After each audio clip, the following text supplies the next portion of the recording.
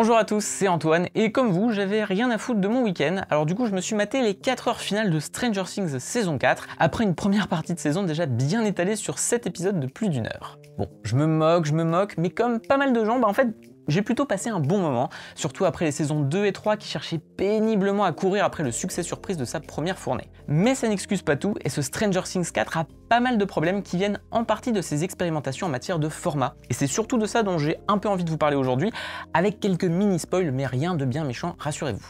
Et oui, ça ne vous aura pas échappé que cette saison 4 de Stranger Things est arrivée un peu à la bourre à cause de la crise sanitaire. Et en fait, je pense que c'est sans doute pas plus mal parce que les frères Duffer ont eu l'occasion de revoir un peu leur formule qu'on sent quand même beaucoup plus maîtrisée que sur les saisons précédentes. Alors perso, les premiers épisodes m'ont pas mal rassuré, notamment en ce qui concerne leur mise en scène certes calibrée, mais franchement plutôt efficace au vu de son enchaînement incessant de scènes, souvent soutenu par des transitions plutôt malignes. Mais ce qui est intéressant là-dedans, c'est que Netflix a accepté d'événementialiser sa série d'une manière un peu différente. On est habitué à bouffer des saisons complètes en une journée, mais là, Stranger Things a décidé de sortir sa saison 4 en 2 temps, avec 2 parties d'ailleurs pas du tout équilibrées, puisqu'on a eu les 7 premiers épisodes fin mai et les 2 derniers pour le 1er juillet. Alors on sait aussi que la production longue de la série a amené cette décision, puisque les Duffer ont bouclé certains effets spéciaux du dernier épisode jusqu'au jour de sa diffusion, mais il est quand même bon de rappeler que ce gros morceau dure à lui seul 2h20. Et en soi, je trouve l'idée intéressante, parce que le formatage des séries en matière de durée, c'est un peu une relique de la télévision, qui devait s'adapter à une grille des programmes et à des pauses pub. Avec le streaming, on peut totalement se passer de ça,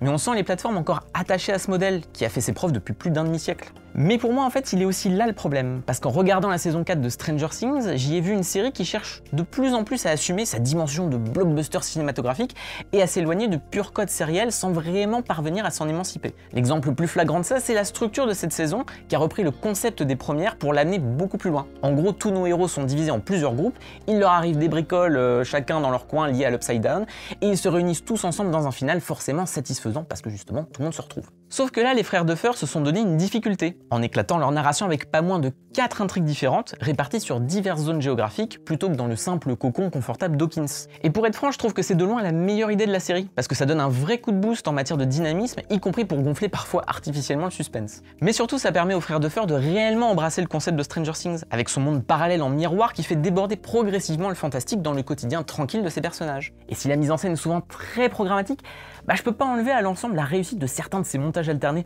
surtout vers la fin quand ils en profitent pour caler un petit remix de Running Up the Hill couplé au thème musical de la série qui est juste...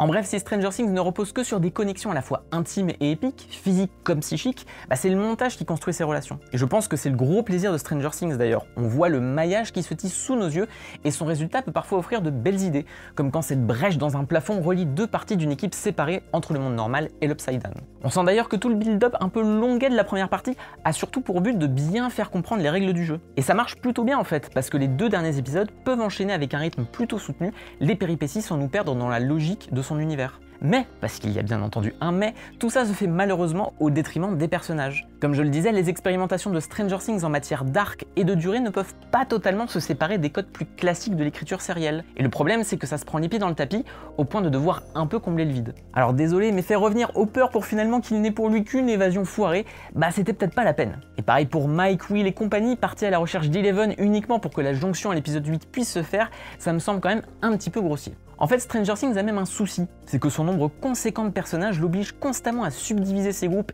et ses sous-intrigues afin d'assurer que tout le monde ait quelque chose à faire. On sent que ça devient de plus en plus une contrainte, même si la série commence enfin à écrémer tout ça dans le final en tuant quelques poids morts. Mais au final, malgré la sensation que tout ça est quand même assez interminable, les arcs narratifs les plus importants et intéressants peinent quand même à progresser. Les frères Duffer préparent clairement le terrain pour la 5e et dernière saison, mais on se fait quand même un peu enfler sur pas mal de points. On nous ressort le triangle amoureux entre Nancy, Jonathan et Steve, mon gars sûr, mais on se contentera surtout de Steve qui balance ses rêves de vie de famille et d'une scène sympa mais franchement insuffisante sur les non-dits entre Nancy et Jonathan. Si j'étais méchant, je dirais qu'il y a un côté assez frustrant dans cette saison 4 qui ne cesse de débuter des moments intimes sans jamais aller au bout, voire en désamorçant certains passages parce qu'elle n'a juste pas le temps de niaiser. Et oui, je pense en particulier à cette putain de pizza hawaïenne, les vrais sauront. Mais justement, ça m'amène à ce que je voulais évoquer au niveau de l'évolution des formats des séries. En tablant sur des durées de long métrage variables pour ces épisodes, Stranger Things confirme plus que jamais qu'il est le mastodonte ultra épique sur lequel compte Netflix. On a toujours plus de persos, toujours plus d'éléments de mythologie, quitte à perdre de la simplicité Spielbergienne des débuts. En substance, on pourrait comparer cette démarche à celle de Game of Thrones qui a confirmé le prestige de l'écriture d'HBO.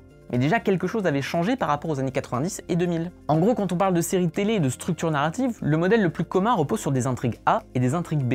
Vous avez un récit principal qui est agrémenté d'un autre récit plus mineur qui permet de créer des ruptures de rythme et d'enrichir le récit principal. L'exemple le plus évident de ça, vous le trouvez dans les sitcoms. Si je vous prends par exemple n'importe quel épisode de Friends, vous aurez un enjeu principal qui va concerner une poignée des personnages principaux et un enjeu secondaire pour faire exister les autres personnages laissés sur le banc de touche. Comme ça, le récit principal n'a pas le temps d'ennuyer le spectateur et les va-et-vient permanents entre les deux gardent le public attentif. Or, on constate bien que ce modèle est en train de disparaître au profit d'une mutation de l'écriture des séries. Dans Game of Thrones, c'était déjà perceptible par l'ambition démesurée de sa narration, de ses enjeux politiques, de ses territoires et des personnages en leur sein. Par exemple, toute l'histoire de Daenerys ne fait qu'exister en marge du reste en nous faisant la promesse que ça va se regrouper avec le reste dans les dernières saisons, et je pense d'ailleurs que la déception qu'elles ont procurée vient peut-être aussi de là. De la même manière, Stranger Things jongle désormais entre 4 intrigues différentes, et souvent avec un sacré déséquilibre entre ces parties. Alors je sais pas vous, mais moi j'ai passé les 3/4 de la saison à m'investir dans des pans de récit avant d'en être tout bonnement sorti parce qu'il fallait switcher tout de suite vers autre chose. Alors ça fait partie du jeu, bien entendu, mais la frustration est surtout synonyme de problèmes rythmiques, justement parce que la série est un peu le cul entre deux chaises. Elle a envie d'être cette grande fresque bourrée de protagonistes et d'idées dans tous les coins,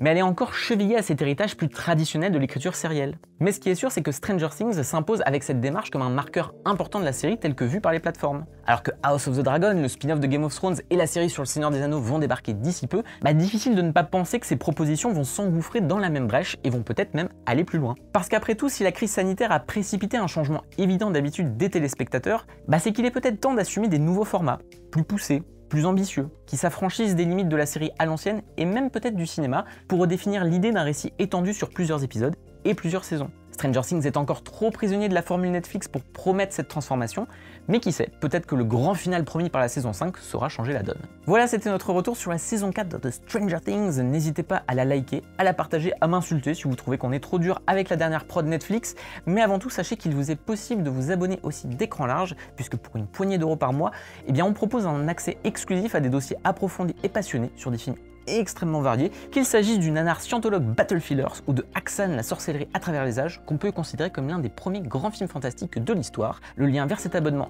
est en description, et sur ce, je vous dis à la prochaine pour de nouvelles aventures dans l'Upside Down. Ciao!